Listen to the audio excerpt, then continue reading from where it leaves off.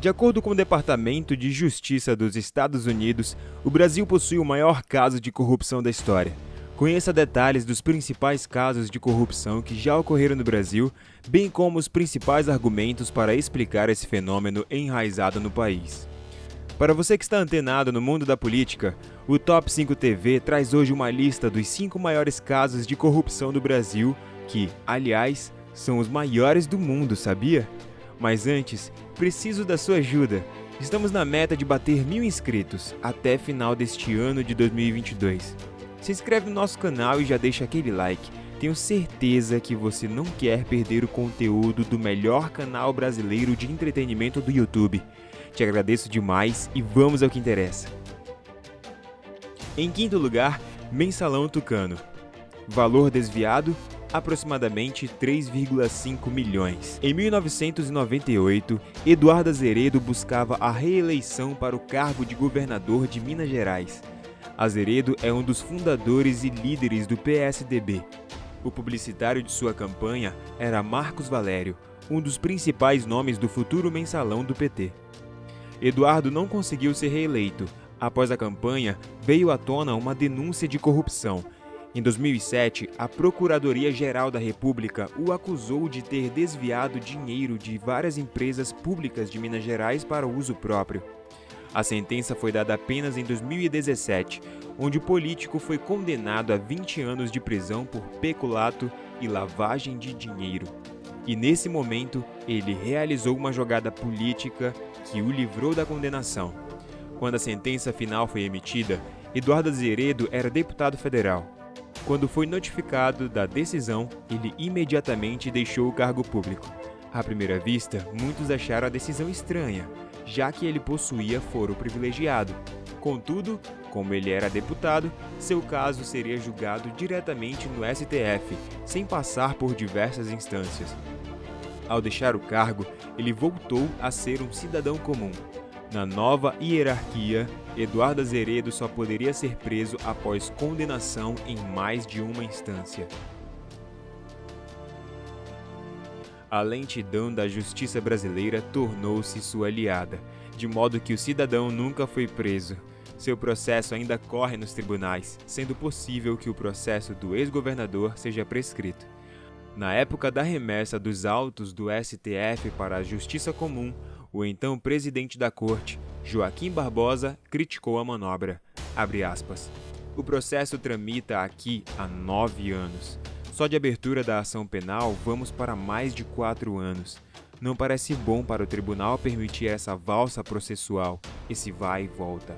Fecha aspas. Inacreditável, né? Em quarto lugar, Georgina de Freitas. Valor desviado, 2 bilhões. Georgina de Freitas era advogada e procuradora previdenciária no final da década de 80 e início da década de 90. O seu cargo era responsável por lidar com aposentadorias e benefícios dos funcionários públicos. Em 1991, autoridades do INSS começaram a desconfiar de um esquema de corrupção na própria instituição. As investigações começaram após um caso curioso. Foi descoberta uma indenização fraudulenta de 90 milhões de reais para um motorista de empilhadeiras. Ao apurar casos estranhos da instituição, foram descobertos diversos esquemas de corrupção. Indenizações e benefícios eram destinados para pessoas que já estavam mortas ou não deveriam receber valores tão altos. Georgina de Freitas foi condenada em 1992. Antes da decisão judicial, a ex-procuradora fugiu do país. Um mafioso chileno envolvido no esquema PC Farias a ajudou. Após transitar entre o Paraguai, Estados Unidos e Costa Rica, a advogada se entregou para as autoridades costarriquenhas em 1997. Foi repatriada para o Brasil, sendo condenada à prisão em regime fechado, junto com multas milionárias. Ficou no regime fechado até 2007, quando passou para o regime semiaberto. Ela foi liberada pela Justiça em 2010, quando a Justiça brasileira entendeu que a fraudadora já havia pagado toda a pena. Ela morreu no dia 19 de julho de 2022, vítima de um acidente de carro. Além dela, outras 20 pessoas participaram do esquema de corrupção do INSS. Porém, Georgina de Freitas ficou famosa devido à fuga e às plásticas que fez para não ser reconhecida. De acordo com a Advocacia Geral da União, foram desviados mais de 2 bilhões de reais em valores atuais pelo esquema da Previdência. Em terceiro lugar, Banco Marca. Valor desviado, 3,7 bilhões. Os dirigentes do Banco Marca se aproveitaram de suas relações com membros do Banco Central, desviando 2 bilhões de reais para a instituição privada. O caso ficou marcado como o maior esquema de corrupção realizado entre uma instituição financeira e o governo do Brasil. Tudo começou em 1999, quando a mudança do preço do dólar prejudicou os investimentos do Banco Marca. A instituição financeira ficaria endividada em 20 vezes mais do que possuía de patrimônio. Diante dessa situação, o banqueiro Salvatore Cacciola recorreu ao Banco Central para que ajudassem o Banco Marca. Prontamente, o dinheiro público foi enviado para a instituição de Salvatore. Sem justificativa legal, o Banco Central vendeu dólares para o Banco Marca por um preço muito menor que o do mercado. Essas vendas causaram um prejuízo de 1,5 bilhões de reais para os cofres públicos. Uma CPI foi convocada para analisar o caso, descobrindo o esquema de corrupção. Salvatore foi preso apenas 8 anos após a realização da CPI. Foi descoberto em Mônaco, em 2007, onde foi preso e enviado para o Brasil. Em 2011, Salvatore conseguiu liberdade condicional.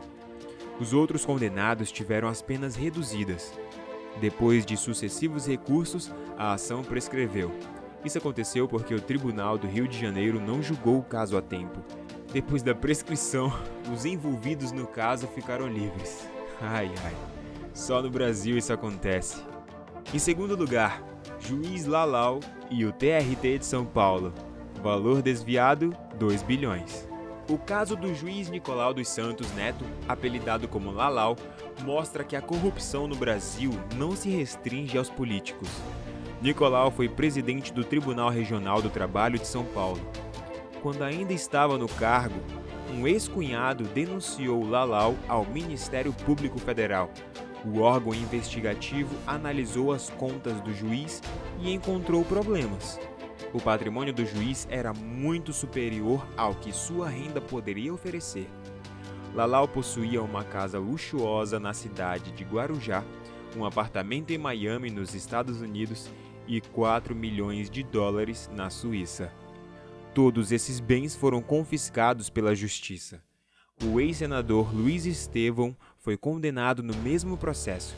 O político transportava dinheiro do juiz em terras estrangeiras.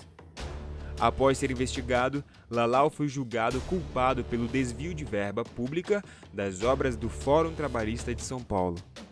Na época, Lalau desviou 170 milhões de dólares. Em valores atuais, o montante corresponde a 2 bilhões de reais. Dilma Rousseff concedeu indulto presidencial para o juiz corrupto. A partir de 2014, Lalau ficou impune. Parece até mentira, né? E em primeiro lugar, Operação Lava Jato. Valor desviado, 42 bilhões de reais. A maior operação anticorrupção do mundo começou em 2009, com a descoberta dos atos ilícitos de Alberto Youssef, suposto empresário. A Polícia Federal descobriu o envolvimento de Alberto com deputados federais presos por corrupção, fazendo com que ele passasse a ser monitorado de perto. A principal operação antecedente foi a do Mensalão. Ela foi responsável por mostrar aos investigadores a rede de corrupção por trás do governo, levando-os a Youssef. Em 2013, após anos de monitoramento sobre Alberto e comparsas, a Polícia Federal descobriu que Youssef deu um carro de luxo para Paulo Roberto Costa, ex-diretor da Petrobras. Os policiais estranharam a situação e começaram a investigar a Petrobras. A força-tarefa do Ministério Público foi instalada em Curitiba. pois foi onde Alberto Youssef realizou grande parte de seus desvios. No início de 2014, a operação ainda era secreta. O nome Lava Jato foi escolhido porque os agentes da corrupção utilizaram um posto de gasolina em Brasília para desviar dinheiro. Neste ano, diversos eventos importantes foram realizados no Brasil: a Copa do Mundo, eleições federais e construções de usinas importantes. Ao analisar os desvios ocorridos na Petrobras, os investigadores descobriram desvios em quase todas as obras públicas do país nessa época. Todas estavam interligadas. De estádios a usinas, as principais obras do país eram superfaturadas para que o dinheiro excedente pudesse ser desviado. A usina de Angra 3 e a reforma do estádio do Maracanã são algumas das obras usadas pela corrupção. As descobertas foram apresentando uma enorme rede de corrupção secreta que existia no Brasil. A maioria dos membros era composta por políticos e membros de estatais. Os envolvidos mantinham contato e combinavam como fariam os desvios. Nomes famosos da política foram pegos em atos ilícitos: Luiz Inácio Lula da Silva, José Roberto Vaccari, tesoureiro do PT, Marcelo Odebrecht, presidente da empreiteira Odebrecht, uma das maiores empresas do mundo na época, Ernesto Cerveró, diretor da Petrobras, Sérgio Cabral, governador do estado do Rio de Janeiro, Antônio Palocci, ministro da Casa Civil escolhido por Lula, e mais 42 outros políticos e diretores de estatais. De todos os presos na Operação Lava Jato, apenas Sérgio Cabral continua preso em regime fechado. Todos os outros foram libertados ou receberam liberdade condicional. A operação conseguiu recuperar 25 bilhões de reais dos 42 bilhões roubados durante os governos do Partido dos Trabalhadores, PT. Os principais responsáveis pelas investigações foram Sérgio Moro, Rodrigo Janot, Deltan Dallagnol e suas equipes do MPF e Polícia Federal. No dia 1º de outubro de 2021, a Operação Lava Jato foi oficialmente encerrada. Você, assim como eu, ficou em choque com o tanto de dinheiro roubado? Uau, só no Brasil para acontecer essas coisas, né? Mas fala aí, o que você achou dessas falcatruas? Deixe aí nos comentários qual é a sua opinião e até a próxima!